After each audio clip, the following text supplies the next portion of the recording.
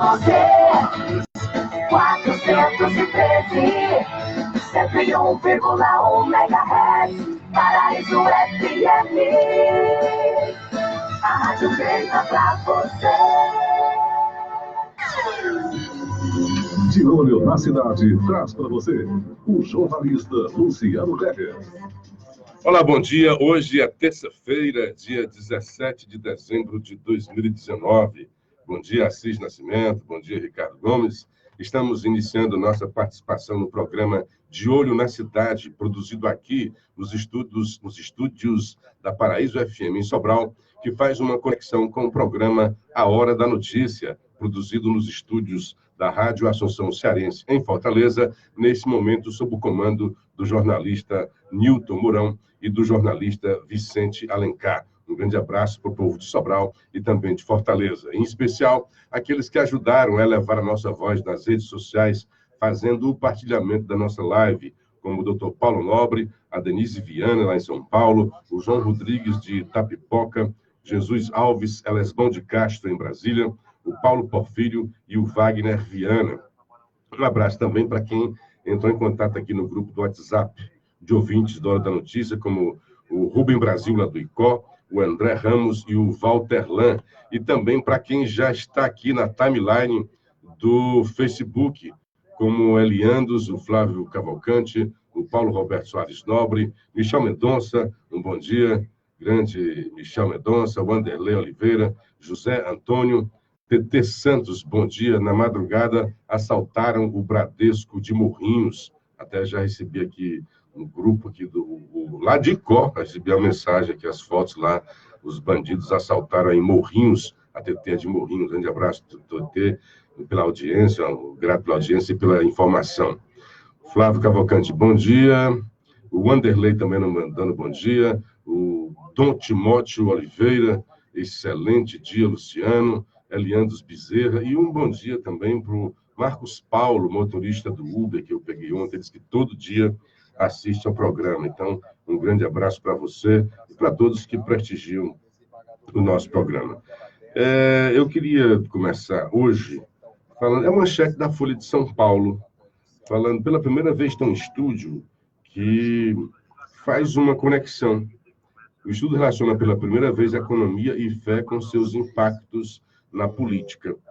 E diz assim, que nas épocas de crise aumenta o número de evangélicos. E tem um gráfico interessante, na verdade tem aumentado, né, desde 1950, por exemplo, é 3,4 evangélicos, a proporção, né? 3.400 evangélicos. Passou em 2019 a 31 milhões, né? Lá em 50, na época de 50, eram 3.400.000. Hoje nós temos cerca de 31 milhões de evangélicos no país. E assim, não é nas épocas de crise que só cresce, né? Porque ele está de 10 em 10, fica difícil até de fazer essa mensuração. Porque em 2019 a gente tem 31 milhões e nós passamos aí 2 anos de crise brava, na época da dona Dilma Rousseff.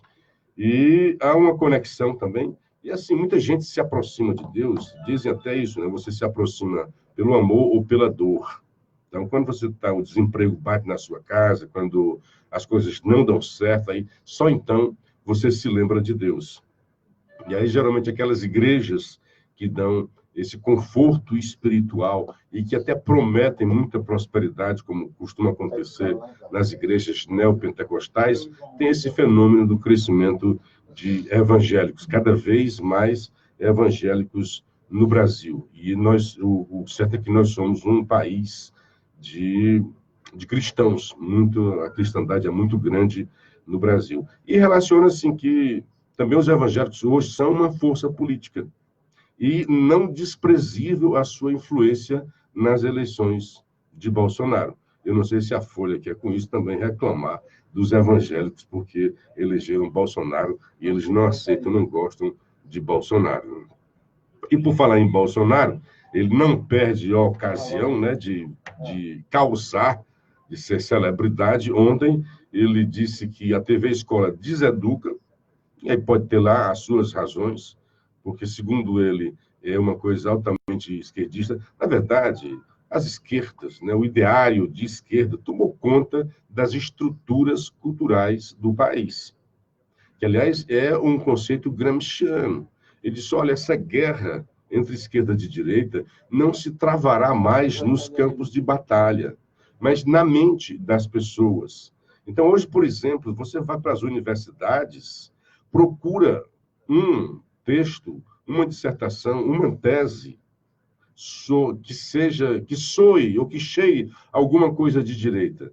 Ela nem sequer será levada em consideração. Ela não prosperará, porque a morte será ali na raiz dela, não tem como prosperar. Então, porque as esquerdas tomaram de assalto as universidades brasileiras. É um antro de esquerdófilos, é um antro da gente da esquerda, e não deixa prosperar nada do que seja da direita.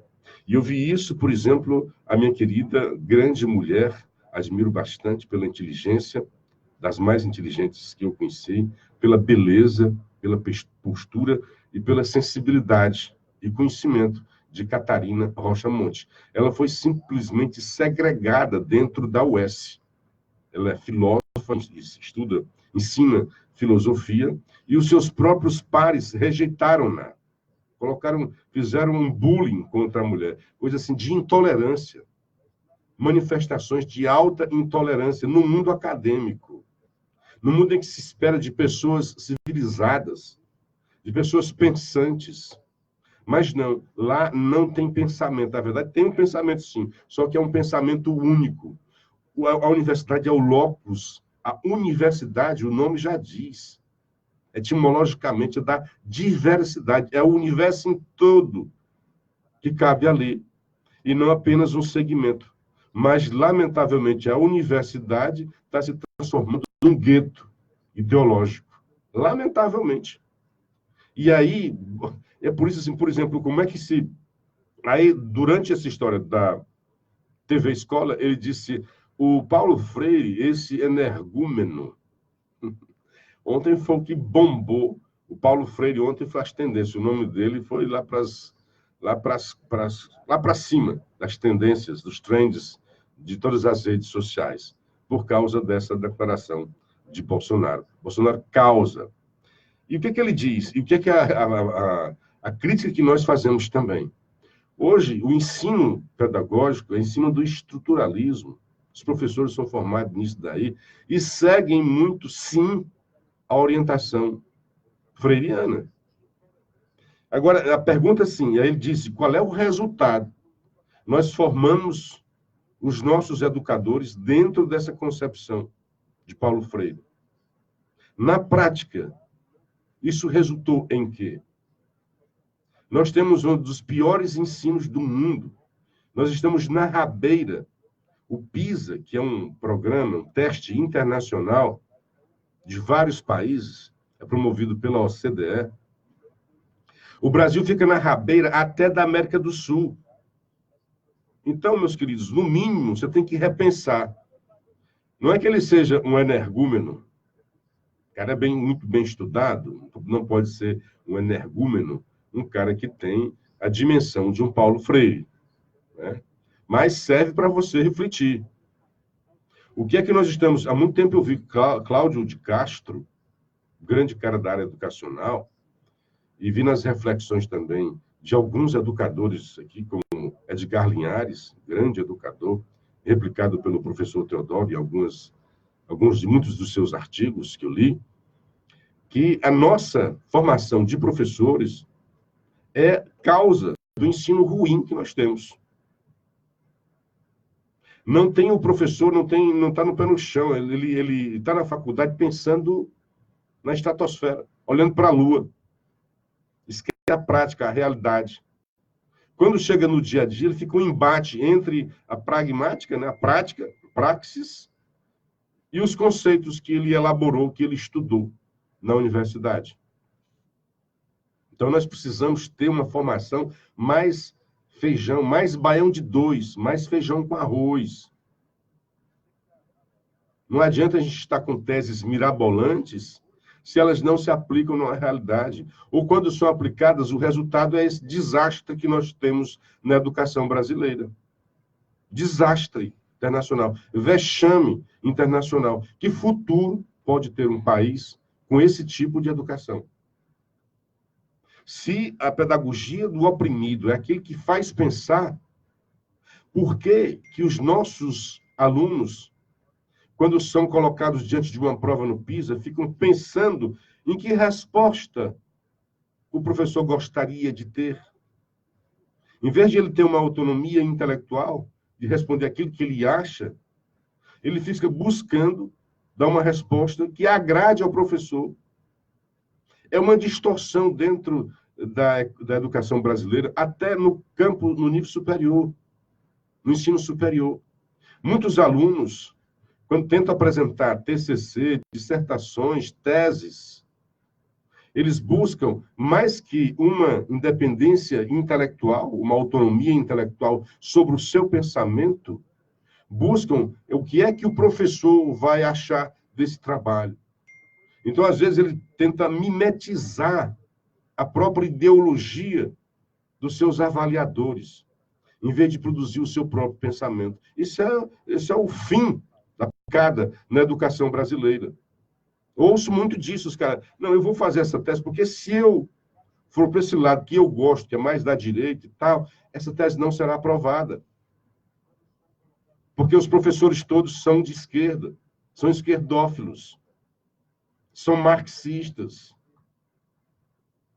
Faça alguma coisa criticando Marx, ou a teoria marxista, nem prospera, nem vai para frente. Então, nós estamos dentro dessa desgraça na economia, na educação brasileira. E que futuro pode ter um país se a educação está nesse nível? Estamos lá embaixo, na rabeira. E ainda as pessoas se pegando com Paulo Freire. Não tem que repensar. Temos mesmo que repensar a formação de nossos professores, para depois pensar na formação dos nossos alunos. Não adianta eu repensar a formação dos alunos se os professores estão com outra mentalidade. Distópica, diferente, antagônica ao nosso dia a dia. Por que que na Finlândia, por que que nos países de alto desempenho educacional, vamos buscar por que que lá tem alto desempenho? Será que eles também têm a metodologia Paulo Freire? Acho que só o Brasil. Independentemente de ele ser estudado, ele precisa ser estudado mesmo. Agora, se ele foi estudado e se ele foi colocado em prática no Brasil, é ruim pelos resultados. Nós temos que ver pelos resultados. Há quanto tempo essa metodologia Paulo Freire, essa ideologia, a pedagogia do oprimido, é recorrente no Brasil? E qual o resultado dela? Temos que pensar sobre isso. Ela foi boa ou foi maléfica? Os resultados dizem que ela não foi boa. Mas aí chamar de energúmeno, né? E causa, né? E Bolsonaro, todo mundo hoje está falando do Bolsonaro, o energúmeno. E afinal, o que é energúmeno, né? Essa palavra estranha. Essa palavra energúmeno, primeiramente foi utilizada como uma pessoa possuída pelos demônios. Vem lá de fundo bíblico. Energúmeno, possuído. Depois, foi em sentido figurativo, uma pessoa imbecil, boçal, estúpido, desprezível, em quem não se deve confiar. Então, nessa etimologia atual de não se deve confiar, pode estar apropriado o termo de Bolsonaro. Não se pode, não é uma pedagogia confiável, porque os resultados advindos dela são pífios. A educação brasileira não avançou. E os petistas, que sempre entoaram, salmodiaram, né? Saltaram luas para a sua política educacional. É o resultado. Continuamos lá atrás. Difícil avançar. E o complicado é porque a educação não é assim, não passe de mágica, né? Você planta hoje para daqui a 10, 15 anos colher esses frutos. Então está na hora de realmente rearrumar a educação brasileira. não está bem. Os números dizem isso. E as letras também. Bom dia, Djalma Oliveira. Bom dia, Catarina. Abençoado final de semana. Já está no final de semana, Catarina. Hoje é terça-feira, Catarina. Mais que a semana toda, né? Irapuira Aguiar, bom dia para você. Gilardes, Fernanda Pessoa. Deputada Fernanda Pessoa, bom dia. Como é que está o clima aí na Assembleia, né? Reforma da Previdência. Kleber Martins, um grande abraço. André Lima Ramos, bom dia, jornalistas e ouvintes. Que Deus abençoe a todos. A você também, André. E aí, Catarina. Fátima Leite, um grande abraço para você. Marcos Fábio, JB Patriota, Lúcia Vasconcelos, o Marcos Fábio. Lá vem. Bom dia. Toda unanimidade é burra. Grandes núcleos apoiam os movimentos de direita em escolas e universidades. Concordo com você. Essa frase não é sua, né? É de um grande dramaturgo brasileiro, pernambucano. Toda unanimidade é burra. É óbvio que é burra.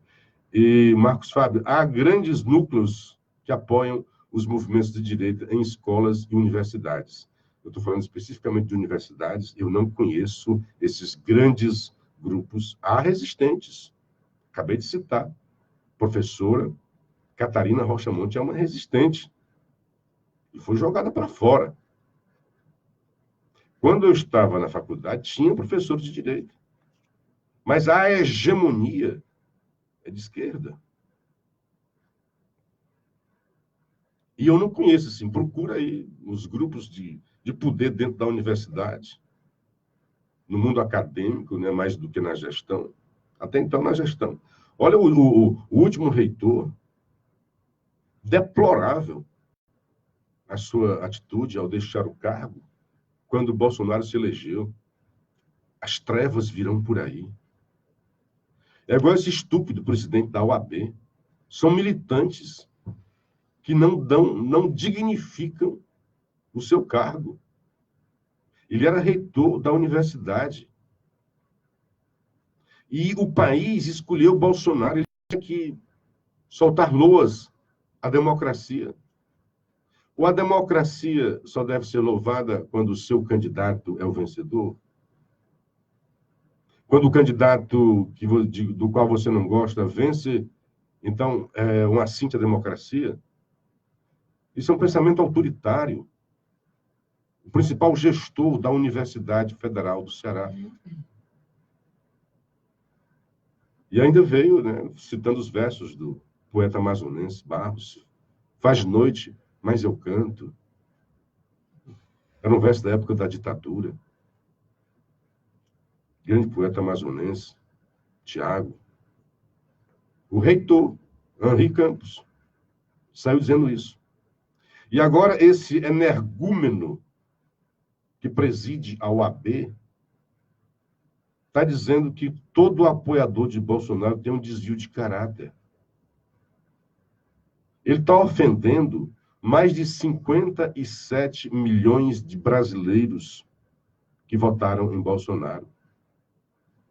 Este, sim, é um energúmeno com todas as palavras, bem escandidas. Energúmeno.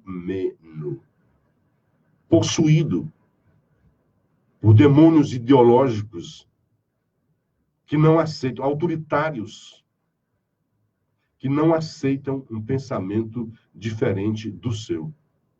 Se apoia o Bolsonaro, de quem ele não gosta, é desvio de caráter.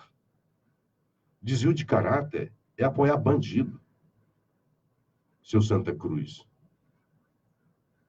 Desvio de caráter é tentar colocar para fora da cadeia os corruptos, como o senhor tenta fazer. É defender que os bandidos não sejam alcançados pela lei. E o senhor é presidente da OAB, Ordem dos Advogados do Brasil, que já teve uma memória, que tem uma memória, um histórico interessante. O senhor está sujando essa memória. E é bom lembrar que a OAB não tem nada de democrático. Eleição indireta. Por que a OAB não é eleição direta? Engraçado porque durante as diretas já a OAB era uma das entidades mais representativas, ativas e atuantes. Mas dentro da corporação não é direta a eleição. É eleição indireta. 6h19, vou tomar uma água e volto já. O Natal é bem melhor aqui. 101,1 Paraíso FM. Sempre com você. O curso de medicina com a melhor nota do Brasil espera por você, porque seu futuro não pode esperar. Processo seletivo Medicina Unida 2020.1. Inscrições abertas. Reconhecida pelo MEC em 2018 como curso de medicina com a melhor nota do Brasil. Ingresse com sua nota do Enem a partir de 2016 em um processo seletivo totalmente online e agora com acesso ao FIES. Inscreva-se em unita.edu.br/vestibulares ou ligue 88-3112-3500. Unida, grande, do tamanho dos seus sonhos. Natal de super ofertas Maccabi. Só no Natal de ofertas da Maccabi você compra sapateira multiuso ou cômoda a partir de 12 vezes de R$19,90 cada. E é sem entrada e sem nada de juros. Com a primeira parcela só lá para fevereiro de 2020. E tem mais. Toda a linha de móveis, colchões e estofados em 12 vezes sem juros. Com a primeira parcela só lá para fevereiro de 2020. E ainda é no carnê. Natal Maccabi, muito mais barato. Se quer qualidade, bom atendimento, vem pra Ótica H-Vision. Nas óticas H-Vision, promoção tamanho família. Na compra de 3 óculos completo, o 4º óculos é grátis. Isso mesmo, pague 3 e leve 4. Repetindo, na compra de 3 óculos completo, o 4º é grátis. É a promoção tamanho família das óticas H-Vision. Ótica H-Vision. Óculos sob medida pra você. O Grupo Glamovi convida todos os seus associados e clientes para o sorteio da primeira das 15 motos da premiação de Natal, que será dia 28 de dezembro de 2019, a partir das 8h30 da manhã, na Praça de Cuba, em Sobral. Além do sorteio da primeira moto, serão sorteados ainda 100 prêmios extra. Teremos manicure, pedicure, cabeleireiro, profissionais da saúde, aferindo pressão arterial e fazendo teste de glicemia. E ainda muita animação com o Grupo de Celesta. Desejamos a todos um Natal com muita paz e saúde. 101,1 Paraíso FM. Aqui o seu Natal é mais legal. Muito mais legal. Feliz Natal! Estamos de volta no Paraíso, na Paraíso FM e também na Rádio Assunção Cearense de Fortaleza. Alguns ouvintes, Assis Costa. Bom dia, Luciano. A pedagogia de Paulo Freire é para professores que não querem dar aula. Um teórico que não sabe nem interpretar o que ele mesmo escreveu, tá ruim. Bom, isso é o que pensa o Assis Costa. O Elias também mandando um abraço para nós. O Márcio Manuel dos Santos mandando um bom dia. Vera Aguiar acabou de entrar. O Valíris Avelino mandando também um bom dia. Helena Soares. O Eliandro Bezerra. A desvalorização da educação hoje é o pior caos do Brasil. Vejam os protestos dos universitários, são verdadeiros absurdos. André Lima Ramos. Nem os países com governo de esquerda aceitam esse ensino Paulo Freire. Esse ensino oprime, ao ponto de não fazer o aluno pensar. Estamos ultrapassados. Esse ensino é formador de alunos alienados. Precisamos de mudança, ao ponto de formar alunos críticos e gênios de conhecimento. Moacir Pontes. Um grande abraço para você, Rodrigues de Tapipoca, André Ramos, aqui o pessoal no grupo de WhatsApp do 9616-1470. E ainda lembrando o meu amigo Márcio Fábio, né? Que ele disse a frase lá, Nelson Rodrigues, que toda unanimidade é burra. Viu, Marcos Fábio? Eu concordo com você. E é por isso que a gente vê, assim, a burrificação do ensino superior brasileiro. Olha, porque você pode pensar igual, diferente, mas é a inteligência, o que eu admiro é a inteligência com que você expõe seus argumentos. E, realmente, o que a gente vê aí de universitário falando não está no gibi. Tupi. E outro dia vi até uns comentários aqui, os caras, porque você... É porque ainda se está nos conceitos do Aurélio, do dicionário. Quer dizer, esse povo nem o dicionário querem seguir. Eles próprios querem fazer a linguagem deles, né? Máximo, vamos lá. Só para pegar um pessoal aqui para passar para outro assunto. Wagner Viana. O domínio autoritário das esquerdas nas universidades é inquestionável. Basta ver que o doutor Cândido Albuquerque, que é da direita, ao ser nomeado reitor da UFC, foi impedido de entrar na universidade para assumir o cargo. Para tanto, teve que recorrer à justiça. Um bom exemplo aí, viu, Wagner? Doutor Cândido Albuquerque, hoje já passou, né? A moçada já está... Tem que estudar. E outra, eles não aceitam as regras. Os universitários não aceitam o que é democracia. É você seguir as regras. Senão é um regime autoritário. Eu faço as minhas próprias regras. As minhas próprias normas. Não gosto dela, mudo aqui e acabou-se. Existe uma regra sobre a eleição do reitor. Olha, eu discuti isso com um rapaz, um esquerdista do Uber. Discuti tanto que ele perdeu o caminho, certo? Errou umas 2 vezes. Eu tive que pagar. Já você errou, né? Eu foi mal, estava discutindo aqui. Empolgado. E ele dava um exemplo de como era ruim o Bolsonaro porque não colocou o primeiro da lista da UFC, que não se chama democrático. Eu disse, olha, a Dilma também fez isso. O Lula sempre colocava o primeiro, colocava quando o primeiro era ligado ideologicamente a ele, aí usava o marketing, né? Eu coloquei o primeiro. O primeiro foi o dele. A regra diz que temos 3 nomes para ser escolhido de reitor. A comunidade acadêmica indica, não escolhe, ela indica 3 nomes. É um processo que foi criado para melhorar, para evoluir, para ter filtros.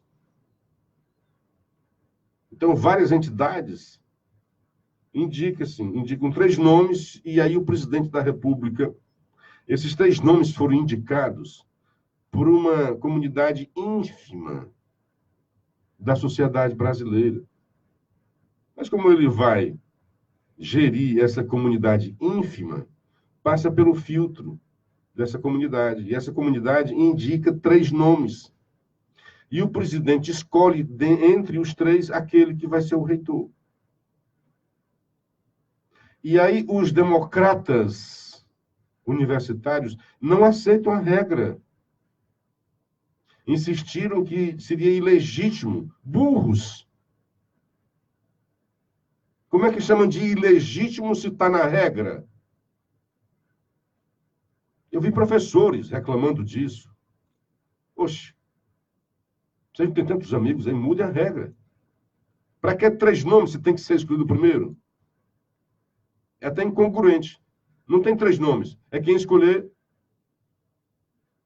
é o reitor e acabou-se. Não tem sentido escolher 3 nomes.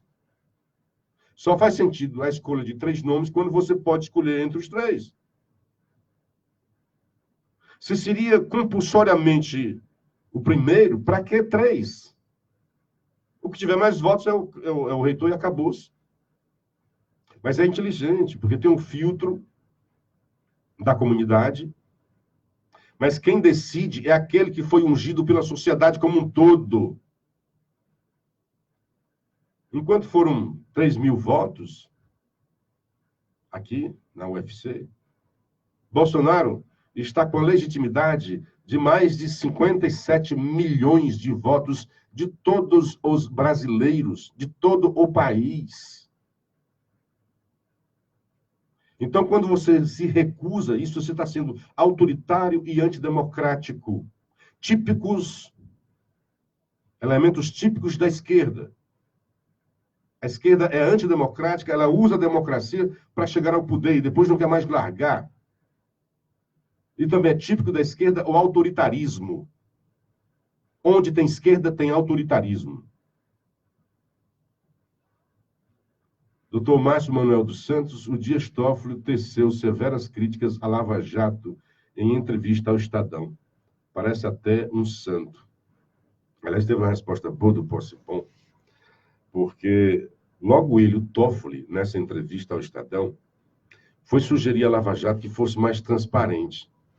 Aí o Posse-Bom disse, mas logo ele, que abriu um inquérito de ofício, que indicou o presidente desse inquérito ad hoc, e que se recusou, muito obrigado, bom dia, cafezinho, e que se recusou a dar as informações ao Ministério Público por meses. Esse mesmo cara que censurou a Cruzoé e o antagonista está falando em transparência. Mas isso foi o mínimo. O que ele fez foi ressoar, né, ecoar as críticas que a defesa de Lula sempre fez em relação à Lava Jato. Acabou com as empresas, mexeu com a economia. Não tira o foco, Toffoli. Quem mexeu com a empresa e quem mexeu com a economia foram os corruptos, os bandidos. O que a Lava Jato fez foi seguir a lei, aquilo que um juiz tem que fazer e defender. Porque em outros países não é assim. A lei brasileira é assim, senhor Toffoli. O que a Lava Jato seguiu foi a lei brasileira. E é a lei que pune tanto pessoa física quanto pessoa jurídica. Olha aí o CAD pune empresas. Acabar com o CAD, né? Pune empresas. É da legislação brasileira. Mude a lei, senhor Toffoli. O senhor é todo poderoso. Sugira que o Congresso mude essa lei. Porque o que a Lava Jato fez foi seguir a lei. Foi a resposta que o Posse-Bom disse, porque o Toffoli foi dizer que a Lava Jato destruiu empresas.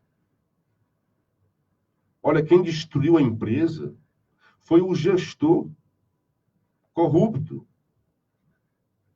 Ele é que destruiu a sua empresa quando foi dar propina para governantes. O JBS se gabava de ter no seu portfólio todos os políticos do Brasil. Deputados federais, senadores, governadores e presidente.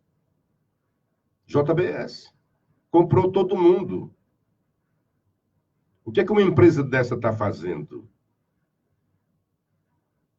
Se ela se acabar amanhã, e não se acabou, não. Está aí agora com carne alta, aí que está ganhando dinheiro. Ela que roubou. Os donos roubaram. Pune os donos, não pune a empresa. Passamos uma lei para isso. Eu concordo. Pune os caras, bota na cadeia. A empresa continua lá com seus empregos. Mas será que é assim mesmo que funciona? Com os caras presos, a empresa vai funcionar? E assim, qual foi mesmo que a Lava Jato fez contra as empresas? As empresas aqui envolvidas aí na sua imagem, na questão operacional, tiveram problemas.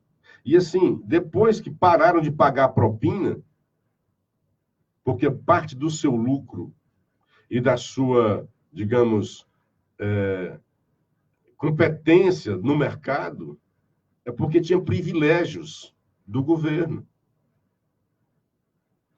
Aí a Oi se acabando. Não teve nada no Lava Jato da Oi. Pagou muita propina para o governo, para o filho do presidente. É culpa da lei. A lei é que é culpada. Lava Jato seguiu a lei. Paulo Roberto Soares, muitos anos serão precisos para limpar a educação. Lembro que o ex-reitor Antônio Albuquerque também não permitiram ele assumir. E lá se vão décadas. Isso é o autoritarismo dos caras. Bom dia para o Auriclécio Macedo Rocha. Bom dia, meu querido. Bom dia para o Expedito Boto e para o Cláudio Moura. Bom, corre na Assembleia, né, a reforma da Previdência camiliana. E aí, todo mundo está votando, já foi aprovado, já está pronto, o regime de urgência foi aprovado, já está pronto. Aliás, sobre a Lava Jato, antes de passar, olha só, esse editorial do jornal O Povo. Redução de assassinatos no Ceará. O Ceará foi um dos que mais reduziram, né? Olha o que é que ele vai dizer. O quadro geral de violência, que ele vai, falando de Lava Jato, ele vai já linkar com a Lava Jato. Eles são lulistas, aqui são os órfãos de Lula. O quadro geral de violência ganha realce particular com a guerra contra o tráfico de drogas e a luta entre as facções criminosas. A complexidade do desafio exige uma abordagem múltipla que não pode ser enfeixada apenas pela repressão policial, sob pena de agravar o problema. Basta apontar o exemplo da Lava Jato, olha só, o link que ele faz. Ele está falando de redução de assassinatos no Ceará, está falando de segurança. Mas tinha que meter a Lava Jato, né? A Lava Jato, referido ontem pelo presidente do Supremo Tribunal Federal, Dias Toffoli, em entrevista ao jornal O Estado de São Paulo, quando se referiu ao erro desastroso, bota até um adjetivo aqui o povo, cometido pela força-tarefa por falta de visão de conjunto, ao provocar a falência de grandes empresas estratégicas do Brasil, com consequências arrasadoras para toda a economia, quando privilegiou a punição das que foram flagradas em atos de corrupção, ao invés de se fixar na punição de seus dirigentes, como é prática nos países democráticos, que têm cuidado de preservar empregos e arrecadação quando se deparam com crimes semelhantes. Esquece que foi seguida a lei. Aí volta depois para a violência, mas tinha que botar a Lava Jato no meio. É um negócio muito doido, essa tentativa de criminalizar a Lava Jato. Mas olha o que é que disseram. Procuradores da República criticaram o presidente do Supremo Tribunal Federal, Dias Toffoli, e dizendo porque disse que a Lava Jato destruiu as empresas. E o Ministério Público deveria ser mais transparente. Foram as duas críticas à Lava Jato e ao Ministério Público. Para o coordenador da Força Tarefa da Operação em Curitiba, procurador Deltan Dallagnol, a fala de Toffoli é uma irresponsabilidade. Dizer que a Lava Jato quebrou empresas é uma irresponsabilidade. É fechar os olhos para a crise econômica relacionada a fatores que incluem incompetência, má gestão e corrupção. Esses fatores aqui quebraram as empresas, o Toffoli. Aprende. O procurador disse ainda que a Lava Jato aplicou a lei. É querer culpar o policial, faz aqui agora uma imagem. É querer culpar pelo homicídio o policial, porque ele descobriu o corpo da vítima, negligenciando o criminoso. Os responsáveis são os criminosos. Seguiremos aplicando a lei que ainda é muito inefetiva no Brasil. Sem efetividade da lei, não há rule of law, ou Estado de Direito, escreveu Dallagnol no seu Twitter. Ao Estado, Toffoli defendeu mudanças nos acordos de colaboração para pessoas jurídicas. Disse que a Lava Jato foi muito importante, desvendou casos de corrupção, colocou pessoas na cadeia, colocou o Brasil numa outra dimensão do ponto de vista do combate à corrupção, mas destruiu empresas. Ainda segundo o presidente do Supremo, isso não aconteceria nos Estados Unidos ou na Alemanha. Nos Estados Unidos, tem empresário com prisão perpétua, porque lá é possível, mas a empresa dele sobreviveu. Olha só o que o presidente está dizendo, e nem se percebe da besteira, né? Cada país tem suas leis. Lá, por exemplo, tem prisão perpétua. Aqui no Brasil não tem. Por que ele não defende também a prisão perpétua no Brasil para se igualar aos Estados Unidos? Lá ele deixa de lado a empresa. No Brasil, não. A lei diz que a empresa tem que pagar também pelos atos cometidos por elas. Atos jurídicos, né, da pessoa jurídica. Também integrante da Força Tarefa da Lava Jato em Curitiba, o procurador Roberto Possobon defendeu as investigações. A Lava Jato não destruiu a empresa nenhuma. Descobriu graves ilícitos praticados por empresas e as responsabilizou nos termos da lei. A outra opção seria não investigar ou não responsabilizar. Isso a Lava Jato não fez. Possobon também rebateu o comentário de Toffoli sobre a transparência. Interessante comentário, olha o que o Poço Bom vai dizer, sobre o conselho que o Toffoli deu de o Ministério Público ser mais transparente. Interessante comentário de quem determinou a instauração de inquérito de ofício, sem ser provocado, designou o relator ad hoc para esta específica função e impediu por meses o Ministério Público de conhecer a apuração. Na ocasião, Toffoli designou como relator do caso o ministro Alexandre de Moraes, sem realização de sorteio, e não pediu providências ao Ministério Público. Esse cara tem moral de pedir transparência? O Procurador-Geral da República, Augusto Aras, se manifestou sobre a declaração de Toffoli, segundo a qual o Conselho Nacional do Ministério Público não colocava ninguém para fora até pouco tempo. Aras informou que, desde a criação do Conselho, houve 268 sanções a procuradores, 39 somente em 2019, segundo o relatório da Corregedoria. Bom, o que está certo aqui é que o Toffoli devia ter ficado calado, ou pelo menos não ter dito essas besteiras, né? Bom dia aqui para o meu querido Gregório Borges, Elesbão de Castro, bom dia a todos, Luciano. O Rábula Dias Toffoli se superou, realmente. Bom dia, meu amigo, diz aqui o André Lima. Bom dia também para o Sabino Melo. Pois é, essa foi a besteira do Toffoli, né, de dizer que a Lava Jato destruiu, e aí o povo viaja na maionese, né, concorda, né, destruiu as empresas, né, que empresas, afetou a economia, o povo foi mais longe, disse que isso afetou a economia como um todo. Gente, pelo amor de Deus, né, vamos ter um pouquinho de simancol, né? É tudo bem que se faça, seja militante, mas assim está demais. Estênio Paiva do Meirelles, parabéns aos seus comentários, estão coerentes, esclarecedores. Simão Oliveira, bom dia para vocês, bom dia também para o João Cunha. Luciano, eu queria que você falasse sobre a biografia do pedagogo Paulo Freire. Fica para uma outra ocasião, tá, amigo? Biografia do Paulo Freire. Posso te mandar pelo e-mail, pelo Twitter, mas aqui nós temos que falar de outras coisas. Pois bem, reforma da Previdência. Foi aprovado o regime de urgência, exatamente por aqueles críticos da reforma da Previdência. Lei complementar que trata de pontos da reforma já pode ir à votação na casa. A audiência pública discutiu proposta e os sindicatos querem a retirada da pauta.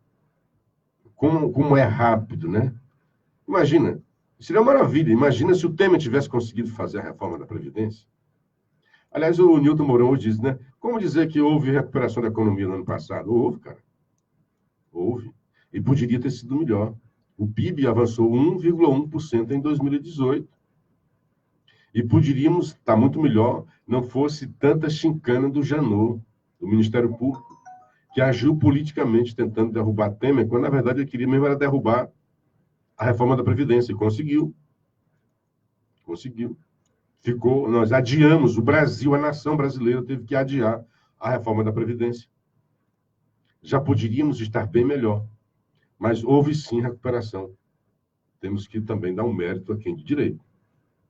A equipe econômica do Temer era muito boa, muito boa. E houve sim, aos trancos e barrancos, sem reforma da Previdência, o PIB, durante o governo Temer de 2018, subiu 1,1%. Muito bem. Agora está o nosso querido, o Mano, é o líder do PT.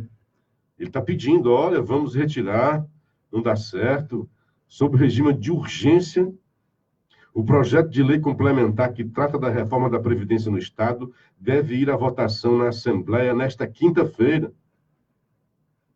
Chegou na semana passada, já vai para a votação nesta quinta-feira. Como é bom ter assim o Congresso. Imagina se passou um ano para aprovar a reforma de Bolsonaro. Muita luta, né? E aqui, partidos e parlamentares que fecharam questão e fizeram discursos candentes em defesa do povo e contra Bolsonaro. O Bolsonaro era mau como pica-pau, essa reforma contra o povo. Ciro Gomes, perversa. Cid Gomes, fechamento de questão, todos eles daqui estão caladinhos e deixando correr a reforma da Previdência aqui no Ceará. Até agora, mais de 10 presidentes de comissão técnicas da ACL assinaram o requerimento de urgência na medida, cordeirinhos, que eleva a idade mínima para a aposentadoria do Ceará para homens de 60 a 65 anos e para mulheres de 55 para 62 anos. Apresentada pelo governador Camilo Santana na semana passada, a reforma foi fatiada numa proposta de emenda à Constituição, a PEC, que reajusta a idade, e no texto complementar de trâmite mais rápido e que dispõe sobre outros pontos, como o pedágio e a taxação de inativos. Nós acreditamos que até quinta-feira desta semana o PLC seja aprovado e a PEC da Previdência, que está cumprindo pauta, seja apreciada na CCJ no dia 23 e no plenário, se ninguém pedir vista, até o dia 27. Cadê o Elmano que está querendo? Não vai pedir vista? É ver, porque tem a prática, tem o discurso e tem a prática. O primeiro discurso do Elmano, vamos apresentar modificações. Sabia nem, dizia ele que não sabia nem como é que era a reforma, mas já ia apresentar alterações sem dizer que alterações eram essas. Expedito Boto, você acha que o Bolsonaro tem moral de falar do Paulo Freire? Boto, qualquer brasileiro tem moral para falar sobre Paulo Freire em cima dos resultados. Você insiste nisso, né, meu querido? Eu te pergunto assim, você concorda que essa pedagogia freiriana, adotada pela escola brasileira, tem dado bons resultados? Pense sobre isso. O que o Bolsonaro fez em cima dos números do PISA. Ele contextualizou. Na mesma fala, ele falou sobre os resultados dos exames. O Brasil está muito ruim na educação. Sinal de que este método não funciona. É uma discussão energúmena, tá, Boto? Bom dia, Roseli. Grande abraço para você. Pois bem, tá aí a reforma. Não adianta dizer, o Cid veio com essa história, botar um docinho na boca da criança, de dizer que, eu soube que a reforma é diferente. Vírgula. A reforma da Previdência de Camilo é filhote da reforma da Previdência de Bolsonaro. Quem me explica aí qual é a diferença? No pedágio, é cosmética a diferença. O principal aí é a idade. 65 anos. Para os homens agora. Aumentou 5 anos. Aumentou 7 anos para as mulheres. E eu acho assim, em termos, se você pensar em termos de previdência, as mulheres vivem mais do que os homens.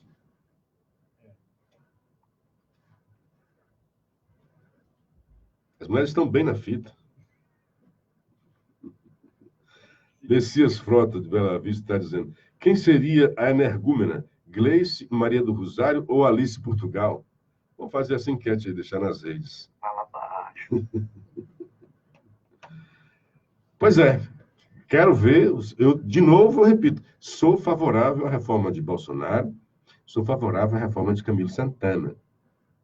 Mas o que eu digo sempre, e dizia lá atrás, que muita gente criticava a reforma de Bolsonaro, não porque fosse contra a reforma, mas por ser contra Bolsonaro, para que essa reforma não se fizesse, ou se fizesse com o máximo de desgaste do presidente. E agora querem empurrar a goela abaixo, sem discussão. Sem discussão. Regime de urgência é para não discutir. E me explica por que o regime de urgência? Porque tanta subserviência dos parlamentares. Tem até julho. Se o doutor Camilo Santana, o governador, está dizendo que a reforma dele está acontecendo por causa de uma portaria ou de uma diretriz do Planalto, é bom deixar bem claro que essa portaria, essa diretriz, o nome que for desse documento, diz que o prazo é até julho. Temos 6 meses Poderíamos discutir isso durante 3 meses, pelo menos. Mas não vê um regime. Por que o regime de urgência? Por que que não se pode discutir essa reforma? Por que que se discutiu tanto? O senhor Camilo foi para reuniões de governadores, criticou a valer a proposta, alguns pontos da proposta. Por que que nenhum ponto da proposta de Camilo pode ser criticada? É uma proposta perfeita, não pode ser aperfeiçoada, não pode ser melhorada. A Assembleia Legislativa não pode contribuir para a melhoria desse projeto, assim como o Congresso fez várias alterações. É tão ruim o legislativo cearense, porque isso revela muito desapreço à qualidade do parlamento cearense. Quando o senhor governador manda para a Assembleia um projeto dessa magnitude e exige que seja votado em regime de urgência. Como se fosse uma sangria desatada. E logo o Ceará, hoje, estava aqui o Vicente Alencar falando, né? Os rios. Ele falou do Rio de Janeiro, Rio Grande do Sul e Rio Grande do Norte. Todo estado que começa com rio aí está num déficit horroroso. E nós, todos brasileiros, pagando a conta. Os gestores fazem lá suas coisas horrorosas. Aí todos nós brasileiros somos chamados, porque aí a dívida foi para a União. Todos nós brasileiros chamados a pagar essa conta. Lá do Rio de Janeiro, do Rio Grande do Sul, do Rio Grande do Norte. Do Rio Grande do Norte eu até aceito, né, que nosso vizinho, coitado. Tal. Mas Rio e Rio Grande do Sul são estados poderosos. Minas Gerais também não está lá essas coisas. Então, o Ceará é um dos melhores sob o ponto de vista fiscal. Portanto, não é uma sangria desatada. Pode sim pensar, pode sim debater. Por que não debater a proposta? Por que não abrir? Diz, olha, vamos lá, proponham aí. Olha a quantidade de proposta que houve. A quantidade de debate no Brasil inteiro sobre a reforma da Previdência de Bolsonaro. O próprio governador criticou bastante. Ciro criticou ferozmente. Cid Gomes criticou. O partido fechou questão contra a reforma. E aí aqui, os cordeirinhos, 10 presidentes de comissões já, ok, vamos fazer regime de urgência. Que subserviência tal é essa do legislativo? Não tem o mínimo de altivez de dizer, senhor governador, nós precisamos discutir. Mas não, sabe por quê? É questão meramente política. Eles querem se livrar disso com urgência para que o povo nem tome conhecimento, se possível. Na calada da noite, se possível. Sem holofotes. Sem que ninguém cobre deles coerência do discurso deles. Porque o próximo ano é de eleições. Eleições municipais. E muitos dos parlamentares estarão envolvidos nessas eleições. Incluindo o governador, né, que vai ser um ator preponderante aí nas eleições, principalmente em Fortaleza. Que, por falar nisso, há uma novidade. Pode ser que Geraldo Luciano, um dos grandes nomes, o melhor nome, na minha concepção, pode ficar de fora. Foi anunciado ontem que ele saiu de um grupo econômico grande e está indo para o Apvida ser vice-diretor. Para mim, isso é uma clara sinalização de como é que ele vai focar nas eleições. Se ele está entrando agora numa casa nova, a ser vice-presidente. Mas estamos aí. Fortaleza precisa, mais do que políticos, de gestores, com menos subserviência. Dá uma geral aqui, meus queridos amigos. Bom dia, Luciano Clever. Eu disse que o governo Michel Temer houve retomada de crescimento econômico, mas que no atual governo Bolsonaro a retomada é mais abrangente. A Folha de São Paulo, como sempre, procura diminuir. Então, está mais ou menos igual em termos de crescimento, tá, Nilton? Nós vamos chegar a isso daí. Agora, com as reformas de Bolsonaro, é óbvio que nós nos aprontamos, a nação se apronta para ter muito mais condições a MP da Liberdade Econômica, a reforma da Previdência, a reforma administrativa que está a vir por aí, a reforma tributária. Então, tudo isso aí é um acervo de reformas que vai preparar para a gente ter uma retomada consistente. Consistente. E o Temer poderia ter sido melhor. Poderia ter sido melhor. Mas o que eu vi, Nilton, é assim, não, que história é essa que teve retomada no Temer? Teve retomada. 1,1% foi o crescimento do PIB. Mas eu concordo com você, a Folha quer sempre dizer que, olha, isso não é tal, não é coisa de Bolsonaro. A Folha não gosta do Bolsonaro. Não pode mudar os fatos, né? Torcer por causa disso, né? Auriclésio Macedo, cadê as manifestações aqui no Ceará sobre as reformas previdenciárias? Não houve canto nenhum, né? Mas estão aí, os sindicatos estão tentando, coitados, né? O André Lima, sou professor e vejo alienação dos alunos, alunos com grande dificuldade de pensar, alunos com nível de aprendizado retardado, lamentável. Viu, Boto? É assim, teve um estudo, Boto, é isso que eu digo. Os alunos brasileiros, às vezes eles deixavam questão em branco no PISA, porque houve um estudo sobre isso, não é achismo meu. E perguntaram por que deixava em branco, porque eu não sei o que é que o professor quer que eu responda. Isso é terrível, né? Terrível. Fernando Ferreira, eu disse em comentários a todos os meios de comunicação aqui de Sobral que o voto do deputado Moses Rodrigues seria reconhecido como certo ainda para as eleições de 2020. A reforma do Camilo reconhece bem antes, ainda em 2019. O que o Fernando está querendo dizer é que Moses Rodrigues votou pela reforma. E aí uns beócios aqui em Sobral criticaram. Eu acho... Alguns votam, mas este voto da reforma tem que ser... E aqui é que eu acho que foi o erro do capitão Wagner. Tinha que ter votado pela reforma da Previdência. Não votou com medo, né, de se desgastar. Ronilson Sérgio Evangelista, por que a aposentadoria dos deputados estaduais não foi colocada na proposta da reforma estadual? Eu nem sei, eu não vi. A do Bolsonaro foi colocado, né? Mais uma coisa que tem que ser debatida. Por isso é que tem que ser debatido. Ninguém sabe nem o que é que está lá. Fernando Ferreira, o método Paulo Freire empurrou a educação brasileira para o penúltimo lugar no ranking mundial. É isso daí. Gente, preciso me despedir de vocês. O tempo passou e passa muito rápido enquanto a gente está aqui conversando. É uma alegria enorme estar aqui com vocês e discutir e conversar. Aqui, na verdade, é uma conversa onde eu coloco meus pontos de vista, estudo bastante para isso, né? Boto, se quiser, a gente pode conversar sobre Paulo Freire, tá? Um grande abraço para todos vocês. Muito obrigado, grato pela audiência. Tenham todos um dia bastante proveitoso e até amanhã, com a graça de Deus. Mais Natal pra você.